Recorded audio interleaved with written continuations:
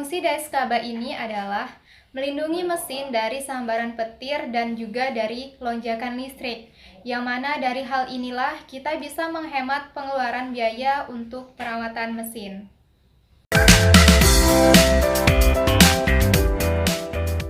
Baiklah, energi yang disimpan pada baterai kemudian dialirkan ke pabrik pendingin.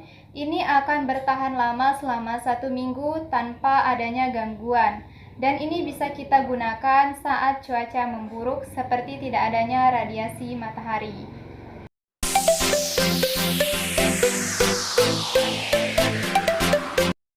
Baiklah, pabrik akan terus melakukan penyimpanan pendinginan, yang mana pendinginan ini bisa kita gunakan pada saat cuaca memburuk, seperti tidak adanya radiasi matahari. Maka dari itu, energi selalu tersedia pada penyimpanan baterai maupun penyimpanan es.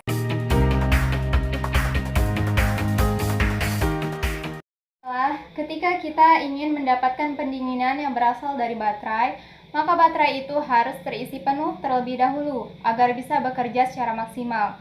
Sebaliknya, jika baterai belum terisi penuh, maka tidak bisa digunakan pada pabrik pendingin.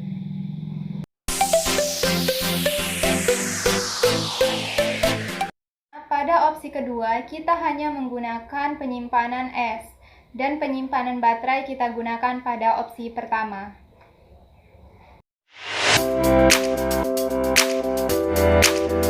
Jawabannya adalah pabrik akan selalu melakukan penyimpanan pendinginan, yang mana penyimpanan pendinginan ini bisa kita lakukan dengan dua opsi. Pada opsi pertama bisa kita lakukan penyimpanan pendinginan dengan menggunakan baterai, dan yang kedua dengan menggunakan penyimpanan es.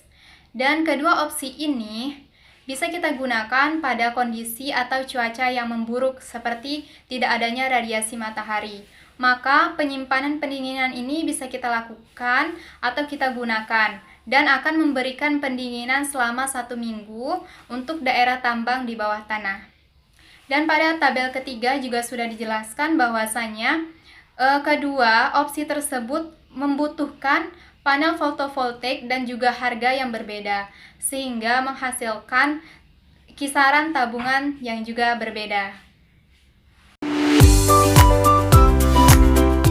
Jawabannya adalah, jika kita melakukan pendinginan yang berasal dari baterai, maka baterai tersebut harus terisi penuh terlebih dahulu agar bisa maksimal digunakan pada pertambangan bawah tanah. Dan sebaliknya, jika baterai belum terisi penuh, maka tidak bisa digunakan secara maksimal pada pertambangan bawah tanah.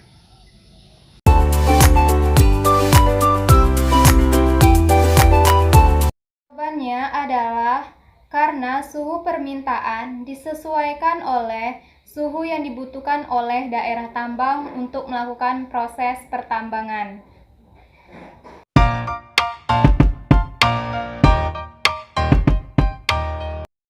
Tidak ada faktor yang mempengaruhi suhu di sekitar daerah tambang.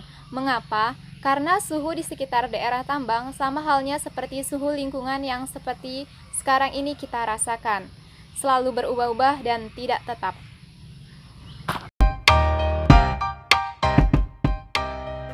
Suhu permintaan tidak dicari menggunakan rumus, namun suhu permintaan ialah suhu yang diperlukan daerah tambang untuk melakukan proses pertambangan.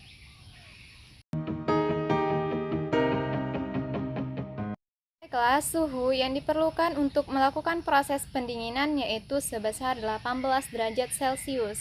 Yang berbeda hanyalah suhu yang diperlukan pada daerah tambang untuk melakukan proses pertambangan.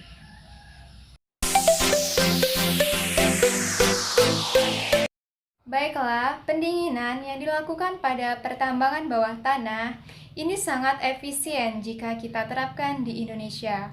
Mengapa? Karena mengingat banyaknya sektor-sektor pertambangan yang ada di seluruh Indonesia, seperti di Sumatera, Jawa, Kalimantan, Sulawesi, dan sebagainya. Dan di Indonesia sendiri, belum ada yang mengaplikasikan pendinginan untuk pertambangan di bawah tanah, baik itu dengan menggunakan penyimpanan baterai maupun penyimpanan es.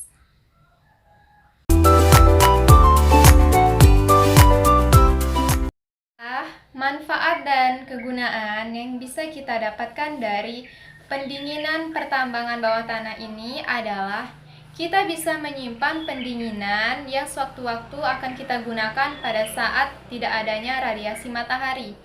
Dan sampai saat ini juga belum ada dampak yang ditimbulkan dari pendinginan pada pertambangan bawah tanah.